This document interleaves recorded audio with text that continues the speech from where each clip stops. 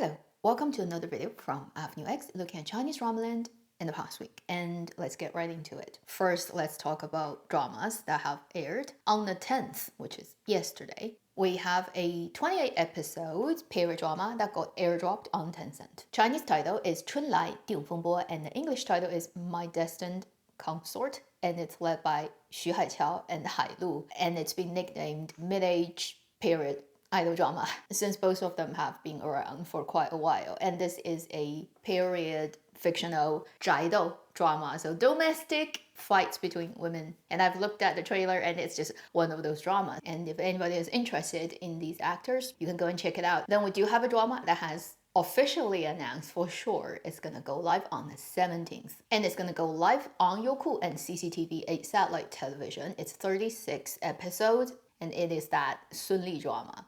A Better Life, 蛮好的人生, previously known as the 38, 39, 29, whatever story led by her and Dong Zijian.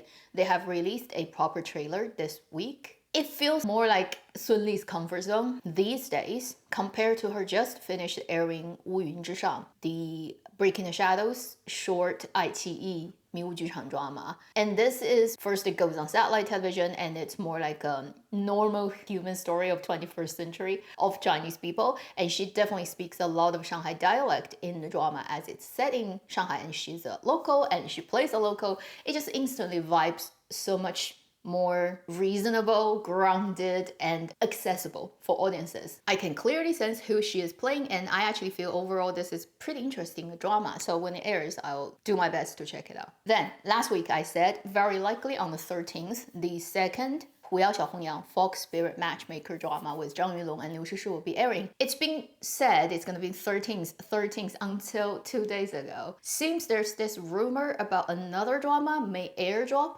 into its slot, causing it to get pushed back a week or two. And it hasn't happened yet as I'm sitting down shooting this on Friday. So initially it would be Sunday coming up that 淮水诸亭 airs. But now it's been rumored tomorrow, 12th, there's gonna be an airdrop drama on iQIYI, which is 无忧渡, which is Demon Hunter's Romance, led by Ren Jialun and Song Zu'er. Zero promotion, but it's gonna drop. And the reason why it has zero promotion is because Song Zu'er's tax thing is not yet fully cleared for some reason. But then the drama did pass censorship. And then the platforms are, I don't know, trying to test.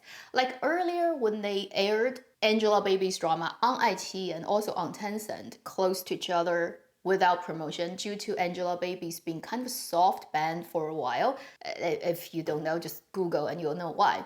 For a while. Anyway, so her dramas did pass censorship, but because of her personally problems, those dramas aired, but they aired without any help of the platforms promoting, and it's kind of going under the radar. But Song Zu'er has a problem with that tax thing that's been going on for more than a year, and she's not technically cancelled. But if it's not in platforms' favor to promote it, they may want to just drop it as soon as possible, because the longer you wait, the more things may happen, and get whatever you can get back as soon as possible. And iQIYI is in very shitty situations right now. Anyway, the rumor is that tomorrow you're gonna see airdropped 无忧渡 Demon Hunter's Romance. That's actually what's going on online. I have no idea whether it's gonna be true. We're gonna wait for 24 hours and see. If it drops, it would not make sense for 淮水诸亭 to immediately air the day after. You're literally pitting two period idol fantasy dramas together on your own platform at the same time. It makes no sense. If 无忧渡 happens tomorrow, then 淮水诸亭 they either are gonna wait for a week or two,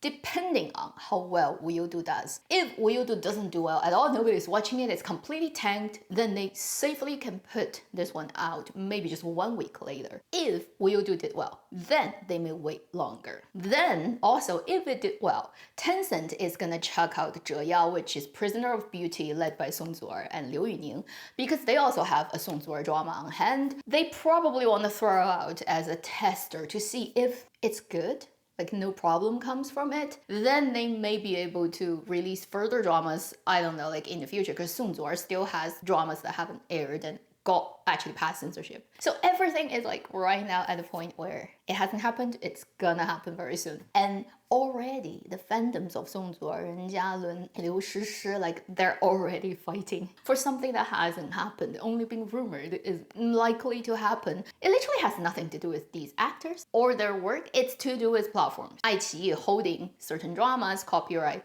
Tencent holding certain dramas, copyright, they all want to maximize their own profit. Whatever they do, they're doing it for their own sake. They're not doing it for your feelings, okay? And it's ridiculous. Like fandom fight for things that hasn't happened yet. This is our world now. Everything is crazy apart from tariffs. And then for the rest of April and coming May, a lot of dramas are listed and they're most likely gonna air, but then none of them had a confirmed date. The one drama that probably is gonna air, if not end of this month, definitely in May, would be the Cheng Yi period drama Fu Shanhai, Go to Mountains and Sea, where he leads it with a lot of other people, including Na Zha. But if you look at their latest trailer during this week, it definitely is a big male lead drama. Everybody else is a supporting role. For the episode, when it airs, it will be shared rights between Tencent and iQIYI, and it is a story of a contemporary writer who ends up in his own story. I guess 穿越 can only happen now in that way, and he ends up there being a heir to a very famous wuxia sort of like family. He has to lead the family to a brighter future while revenge, a huge thing that happened to his family. And then very long trailer they've released, 8 minutes, like one of the longest trailers I've ever seen of Chinese dramas. And he did do his own lines. His line delivery still is problematic. Didn't improve much from the Lotus Casebook. Right now, based on the trailer, I feel it's just another period wuxia 穿越 story that has everything that we've seen somewhere else before. Then we have a couple of dramas that have passed censorship. I'll quickly mention them. There is a 30 episode contemporary national security drama. I think I've mentioned it multiple times before. 安全危机, A Dangerous and Secretive Path. That's the current name. It's led by Gao Yuanyuan and Zhang Luyi. I guess the most attractive thing of this is it's led by these two people. It's likely also to show up in May, although it's unconfirmed and it's iQIYI owned. Yesterday, we just got the news that another drama a lot of people are waiting for just gotten its license, and it's the Tencent fantasy contemporary drama 消气清凉, Love on Turquoise Land,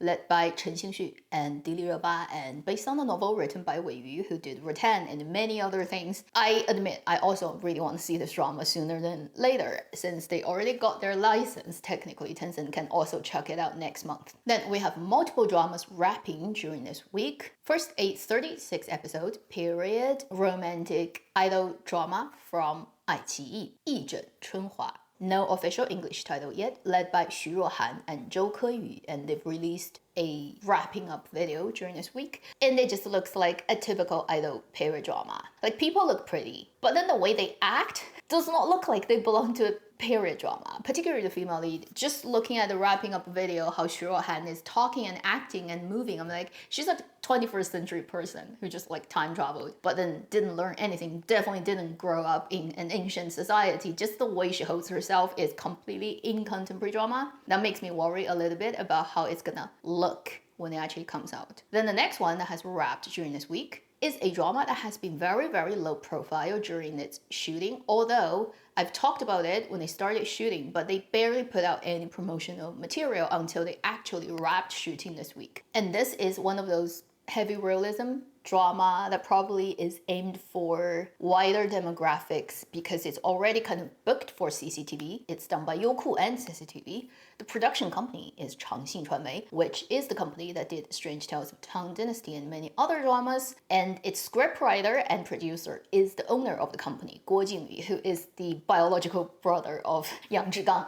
Okay, like I think right now everybody knows about that. And then this drama's director is Bai Shan, who is the director of the first Strange Tales of Tang Dynasty drama from their company. And this is 我和我的命, My Destiny. Right now, that's the translation. And it is led by Tan Songyun. She is the definitive female lead of the story. Other main actors in this drama include Dong Qing, Gao Zhiting. Both I really like. They are definitely not traffic actors. They don't usually appear to be the pretty face to attract people to the story, but whichever drama they end up in, usually as supporting roles, they always do a really good job, and I really like these two. So I'm really happy with the leading panel of the story. In terms of what it is based on a novel written by a very famous Chinese writer, Liang Xiaosheng, who has written many highly influential novels. And then this story is set in 1990s. It's about a girl who was born in 1970s in the southwest remote area of China, about her adventure. After high school, she didn't go to universities. She decided to go to Shenzhen to work and then test her luck out and change her fate. And that is that whole generation of people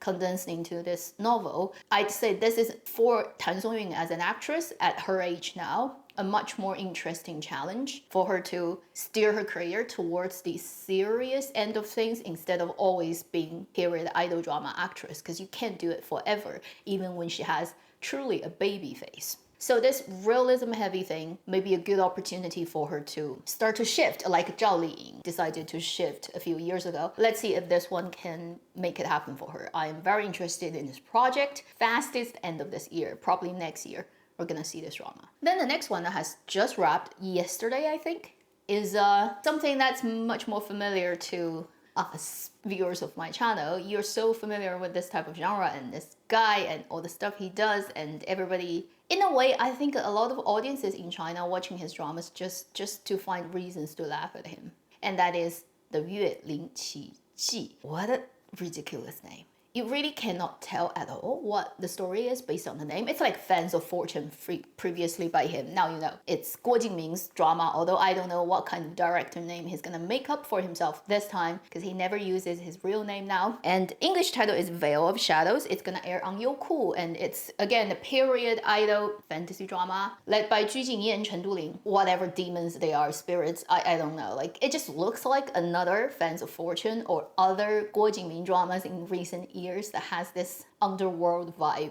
Everybody is heavily made up and looking way too pretty, but not realistic and weird. So this time it's two girls. So now he's going for the GL vibe, I guess. Ju Jingyi and Chen Duling, they both look very pretty, but whether the drama will be watchable is completely unrelated to that, because if you've watched Fans of Fortune, which is very unfortunate, I don't think you can get any story out of it. There's just like slow motion MV from first minute to the last. They might as well just do a cover shot for fashion magazine and make that into a video. That will be exactly the same as all the dramas he does these days. While like I'm just like curious to see when this drama comes out, what it's gonna look like, I have no interest in the story itself, and I don't think it's gonna go anywhere because he's proven long enough, like 2 decades, that he cannot tell good stories. Then we have multiple dramas that have started shooting. First, there is a Tencent drama that looks like a wuxia, but then probably has some contemporary element worked into it. This is based on an existing IP, which has an animation called 万古最强宗, the strongest sect in history. It has the vibe of it's not really just wuxia, and I haven't watched the anime, so I have no idea what it actually is. But anyway, this drama is shooting, and I guess the only thing that would interest me at this stage is the leads are Peng Yuchang and Wan Peng. So it's Tencent and it will have money. Apart from that, I have no idea what else is gonna happen. Although I do like Wan Peng and Peng Yuchang, I am yet to see them work together, I think. So it'll be interesting to see how it's gonna turn out as time goes on. We will find out more about this project. Another drama that has started shooting is a drama I mentioned about a month ago. I said it's likely gonna start shooting in April, and they did. And this is a period drama led by Meng Ziyi and He Yu, Bai Hua Sha. Right now, the title, okay, they may change it, is Blossoms of Power. I don't know, like, first is so many period dramas have Blossom, it no longer makes sense. Second is she was in Blossom last year. Is it because they think it's a lucky word? Now they're using it for this one. Although it actually makes sense because the Chinese title, Bai Hua Sha, is 100 flowers kill. And this comes from a line, which is 我花开后百花杀.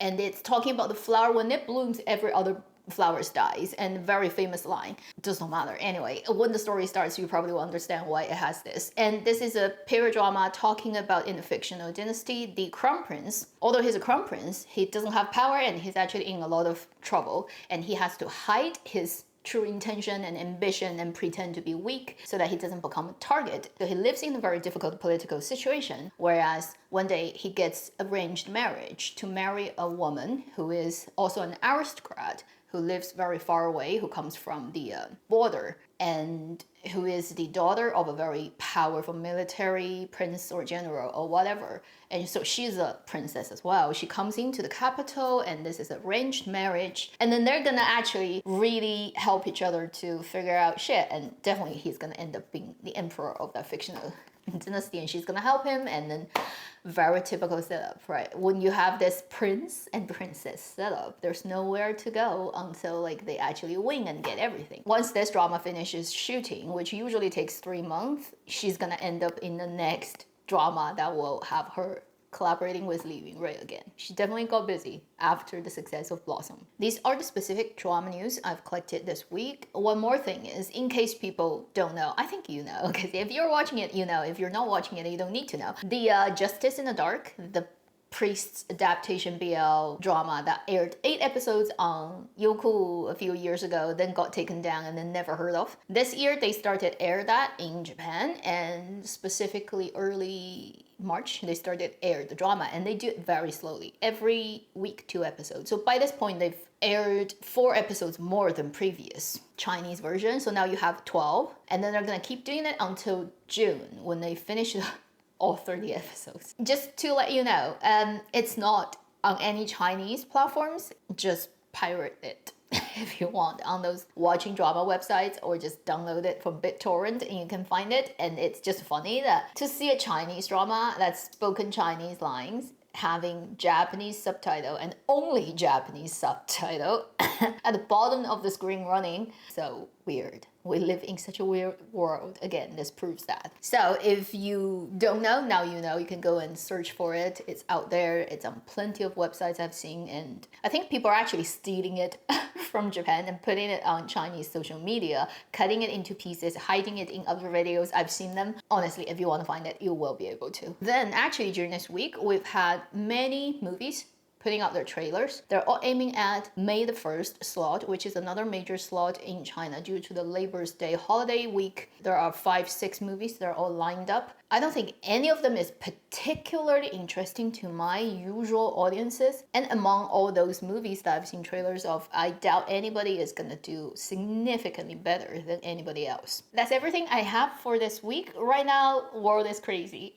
This week's stock market in the States and all the tariff thing is getting to the point where reality has become so much more interesting than Dramaland could ever manage to even like imagine. We should all just watch real life drama and give up on actual dramas. Nowhere near the excitement and craziness of what we have now. Please take care. I'll see you in my next video. Meanwhile, live long and happy drama watching.